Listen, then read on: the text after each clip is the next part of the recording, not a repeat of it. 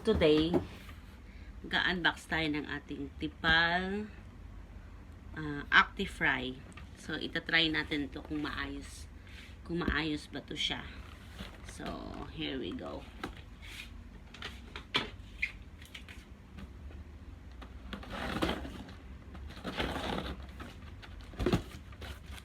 Ayan. Buksan natin siya.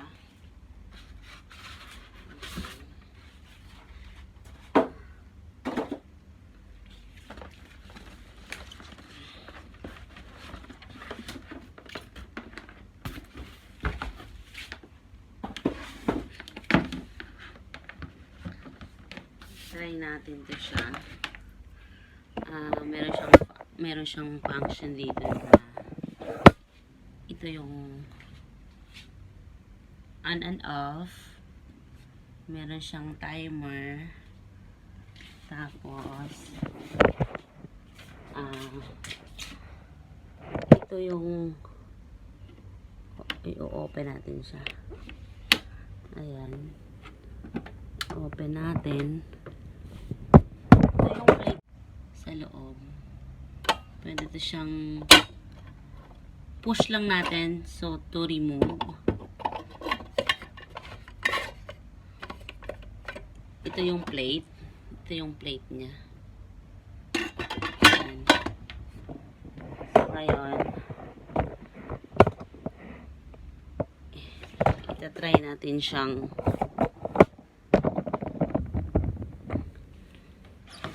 magluto dito. So, ayan. So, Tefal Actifry. So, less ang ano niya, less yung oil na magagamit. French fries. Chicken. 1 spoon ang magagamit lang natin eh. 1 spoon of oil. Try natin. So, hugasan muna natin yung plate na sa loob. Wait. Buksan muna natin siya. Open. Then, hugasan muna natin ito siya. Okay. So, ayun. Nahugasan na natin siya. Itatry natin ngayon siya lutuan ng nag-ano na ako ng marinated chicken. So, ilalagay natin si chicken dito sa loob ng tray. Sa loob ng tray. Lagyan natin siya sa loob ng tray. Ayan. Lagyan natin siya doon sa loob ng tray. Tapos, iset lang natin yung timer. Ayan. Ayan. Parang ano to siya sa ano, pag meron kang mga estudyante or meron kang anak na para hindi ka mahihirapang magluto sa morning. Tapos ilagay mo lang siya. Tapos iset mo. Ayan, naka-close na siya. Naka-on na. So ngayon i-on and off natin.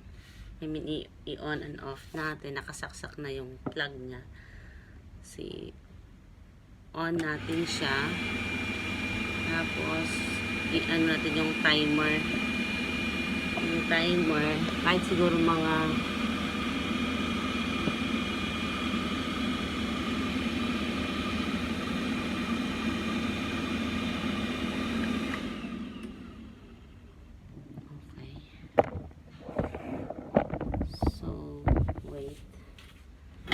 may nakalimutan ako. Sorry. May nakalimutan ako.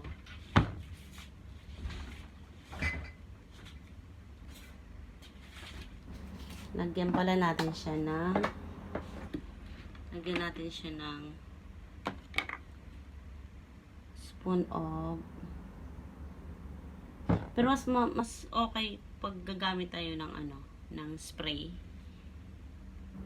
Spoon lang ang gamit natin ito. Spoon of oil. Ayan. Spoon of oil. So, ready na siya. Yan, ready na siya. Spoon lang. So, mas matipid sa oil. Ayan. So, ngayon, i-close natin. Tapos,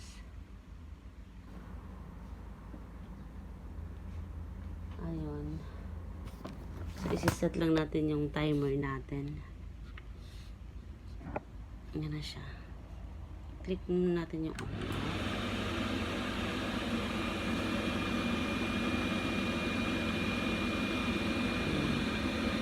set lang natin ng 45 minutes.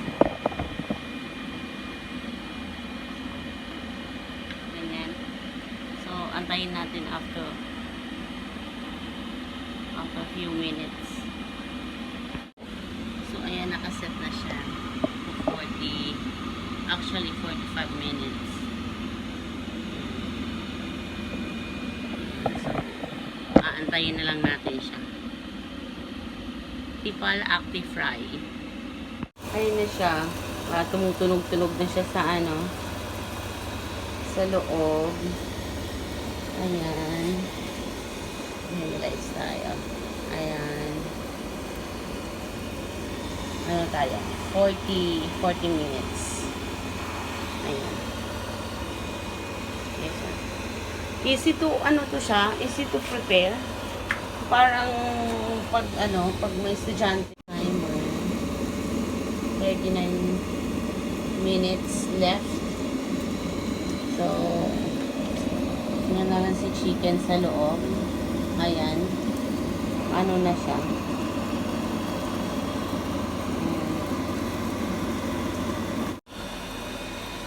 Guys, actually parang na siya. 20 minutes na lang. Parang remaining. Pero parang na siya. Parang luto na siya.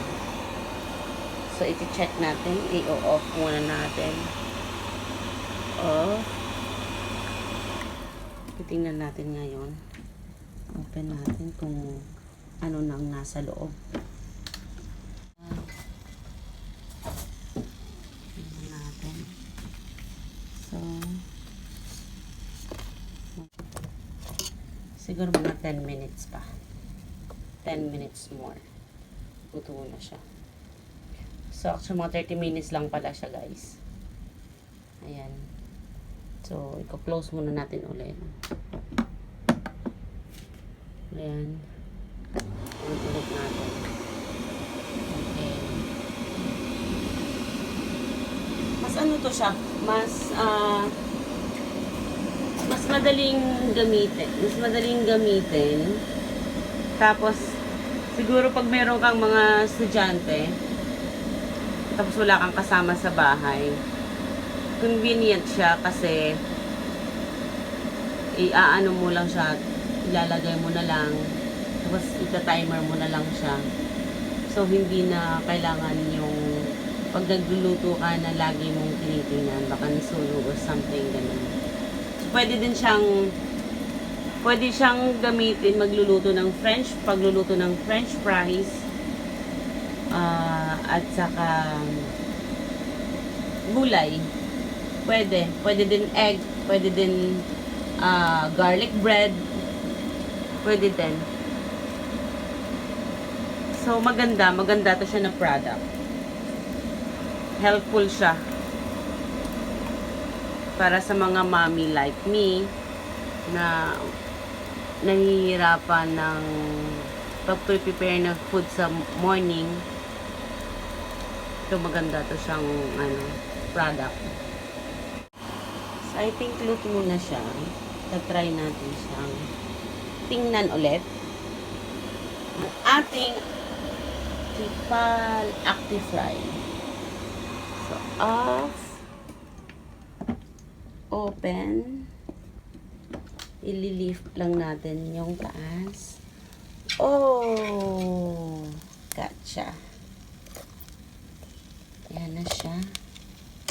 So, ayoko nang masyadong toasted. Gusto ko yung ganito lang siya. Yan. So, ito, brownish. Tingnan nyo po. Ang ganda ng ano niya. Ayan. So, easy to cook. Ayan. So, ayan. Last one. So, napaka-easy lang din itong hugasan. I-lift nyo lang siya. Tatanggalin. Hugasan yung plate. Pupunasan yung ilalim. Ayan, may ano siya. Parang screen. Ayan. Tapos, yung taas, pwede din siyang hugasan sa taas. Tatanggalin lang siya. I-lift lang siya. So, mamaya-maya, magluluto tayo ng, itatry natin yung french fries nito. See ya! Ayan, hindi na ayos. So, palalamigin lang natin maya-maya konti. So, now, magta-try tayo ng magluluto ng ng french fries. Lulutuin natin dito sa ating Tefal Actifry. Yan, nalinis na siya.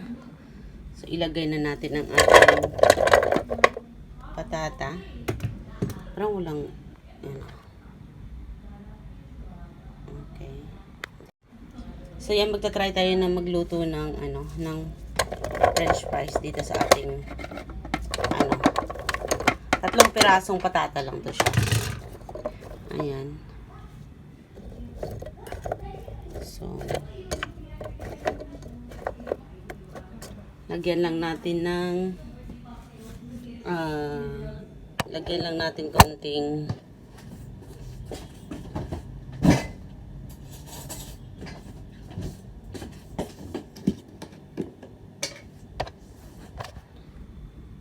konting lagyan lang natin konti ng 1 spoon ng oil.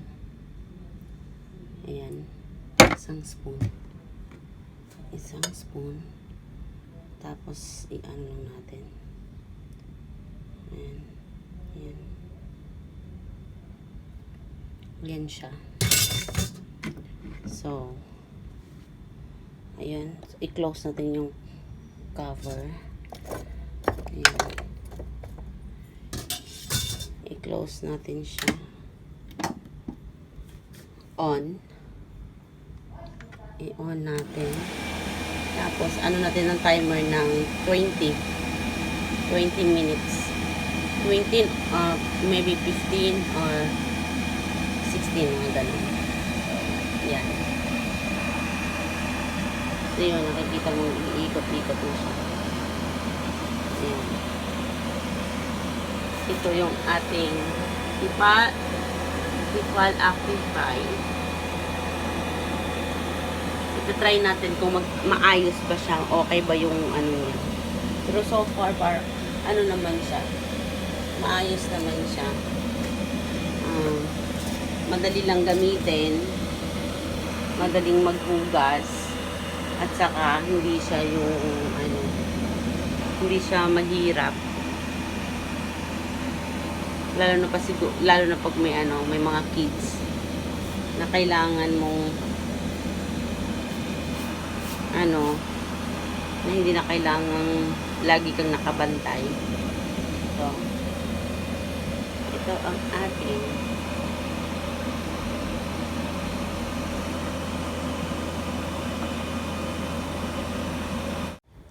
so yan. So hindi pa siya hindi pa siya masyadong luto kasi malalaki yung potatoes natin, yung cut niya. So hindi pa, mag-a-add pa tayo ng mga 5 minutes. 5 more minutes. Okay. We're using our Tefal Actifry. So start. Okay. So balikan natin siya after 5 minutes. So tapos na siya. Tingnan natin kung yung desired ba na na gusto nating patata. Okay. On and off. Open natin siya. So, ayan. Ayan. Yes. Super crunchy na siya. Ayan na. So, ano lang natin yung tray. Ayan na siya. So for easy.